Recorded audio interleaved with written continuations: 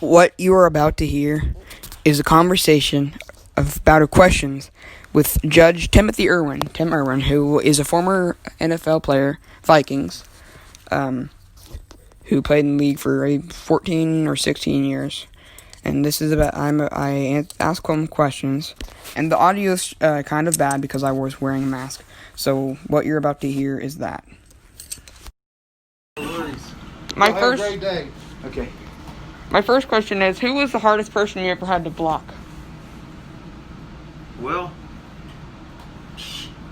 I think the best complete player I ever played against was Leroy Selman. Buccaneers legend. Yeah. But Reggie White was great, and I played against him many, many times. Richard Dent from Chicago was an awfully good player.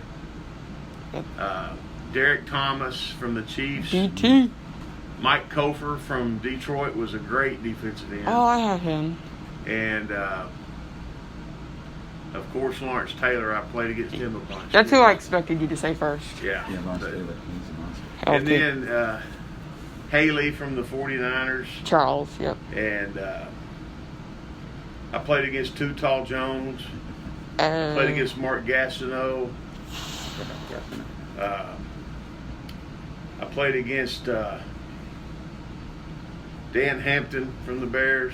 They had a great defensive line. Singletary from the Bears played linebacker. Michael. Trying to think who I'm leaving out. Had to cover most of them. What was it like playing on the same offensive line as two Hall of Famers in your rookie season, Ron Yeri and Jim Langer? Well, Yeri and Langer were players, and I sat on the bench that year, so it was great to have them around teaching me. But Yeri left after year one, and I became the starter, and was the starter for the rest of the time. But I learned good work habits from watching those guys, for sure. If you could play against one defensive lineman, who would it be? Well, first of all, I'd want to play them in the cold and the rain and the mud on natural grass. Off that AstroTurf.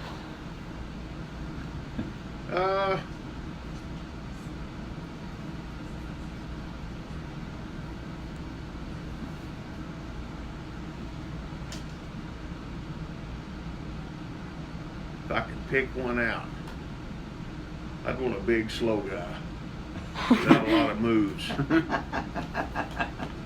And that's honesty right there. Nobody really comes to mind. Gilbert Brown. Not saying he didn't have moves, but he was a big, slow guy. Maybe the Fridge. I played against him a bunch. I'd be fine playing against him every week. He couldn't really outrun you. What was it like blocking for Dan Marino that one year? He was the best I've ever seen. He never missed anyone's hands, even in practice. He knew everybody's assignments on the team. And he was also a good guy. He had a kind of a lineman's mentality. He wasn't standoffish. My locker was right beside him. We got along great. I loved playing for him. I could have played for him another 5 years. He got rid of the ball very quick, too. Yeah. What was it like? Did you ever get to say anything to Dave Casper or Jay Stenerud? Because I know you played with them for a few. Well, Casper's locker was real close to mine. I knew him very well, and Jan I knew very well too. That's right. So yeah, I talked to them all the time. They were teammates and good guys, both of them. Casper was a tough guy, big, strong guy, and Jan could still kick even though he was 40 years old when he got to us. He could still kick it. How did having such a great and perfectly balanced team for so long and not making the Super Bowl make you feel? Bad. My one regret. Should have made it in '87 maybe, but we didn't. In '87 we were probably the second best team in the world. We got beaten the last second by Washington. Yeah, I remember that game. Yeah, we threw a pass and right as it hit Darren Nelson, Darren Green hit him in the end zone and he coughed it up. So Darryl Green, one of the fastest players ever. And what was the longest you've ever